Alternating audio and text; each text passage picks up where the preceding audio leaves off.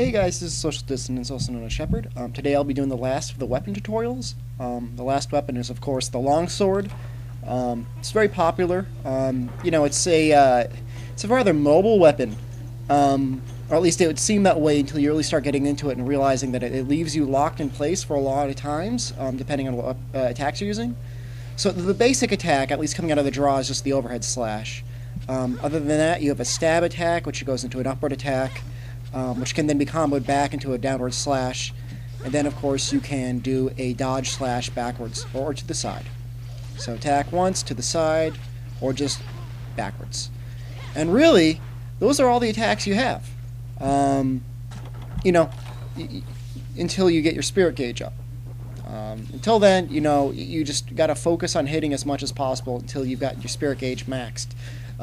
Unlike the old Monster Hunter Unite, this time when your spirit gauge is maxed, you actually have unlimited spirit combo to use for a set period of time.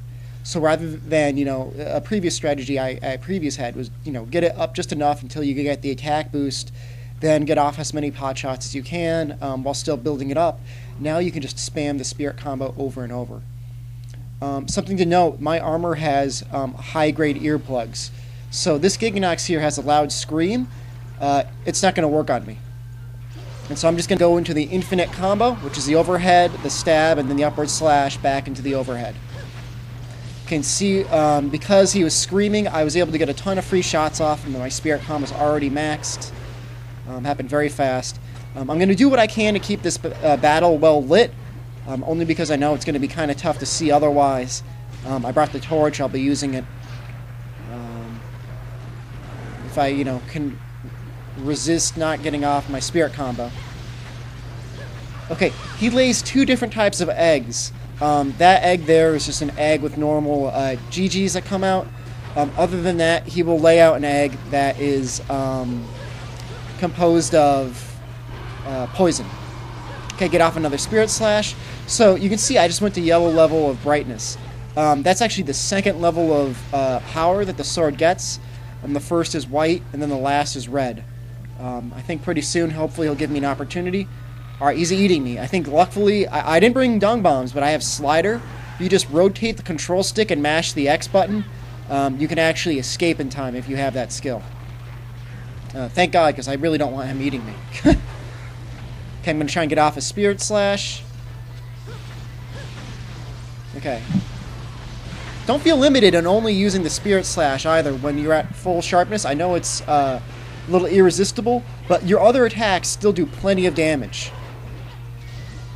Especially once you're at red sharpness, you're going to want to get the full spirit combo off because it does a lot of damage if you can, but don't feel like you're at a loss if you aren't. Okay, you see it steps you forward a little bit, sheaths their weapon. You can use that to your advantage if you know what attacks are coming. Particularly, you should be trying to use it to step right past him so he won't hit you with any upcoming attacks. Alright, I was trying to see if I could hit him. That last attack there has got a huge range. It basically hits in maybe, I'd say, a 270-degree arc in front of you. It's really good. I don't know how dark this is going to be on YouTube. It's really dark for me. Gotta try and find a torch. I'm telling Cha-Cha to light up. This is the reason I brought him in his lamp gear. I want to be able to see something. Okay. Gigginox, as you can probably imagine, is very weak to fire. And the longsword is, again, sort of similar to the sword and shield. Its raw damage really isn't that great. But the rate of which it attacks is probably one of the second highest in the game next to the sword and shield. And so if you can get the correct elemental attribute, you're going to be doing a lot more damage. Again, I have high-grade earplugs. His scream's just not going to affect me at all. Alright, that was a little greedy of me. I was standing underneath him. Try not to run into that. I know I always say roll when you get up, roll whenever you can. If you see an attack right in front of you, maybe try not to roll because you might just run right into it. I just broke his chest, I think. He has a very rare drop. It's called the Fearsome Maw. The only way to get that is actually to break both his head and his chest.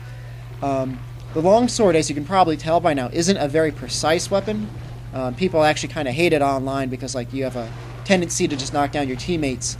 So I would actually use the sword and shield, or probably the lance, to take out both his face and his chest if that was something you're going for. Even if you break both, it has a very low chance of dropping. I had to kill him like maybe 10 times before I could get a fearsome maw to drop. Okay, so I just did a backwards dodge. I'm running a little low in spirit gauge. You know, a little trick, I'm not sure if I'll do it, is if you just attack normal enemies, your gauge will still go up like normal. So, I mean, even if you get knocked out of the area, or you want to get your gauge back up, if there's normal fodder enemies around, feel free to attack them, because that'll give you the chance for your spirit gauge to increase on its own, without the need for getting right up in the boss's face. Okay, so I'm doing one slash, I do the side slash. I found that the side slash really just does the most when it comes to filling up your spirit slash. I don't know why that is. I haven't objectively tested it in any way. That's just been my my experience. Okay, let's see if I can get my spirit slash up. I think a Gigi's eating me. He is. You can get him off just by rolling. I think if you have a torch out, which I don't, they won't bother you either. Although, then again, if you have a torch out, you're not really attacking much. I know I'm getting hit a lot. I have enough armor that I'm okay with it, because I think that'll cause my overall time to increase. Really, the positioning that you want to have, at least for Gigginox, is you want to be like attacking his wings, or coming from behind him, just behind his wings, because he really doesn't have any way of hitting you there.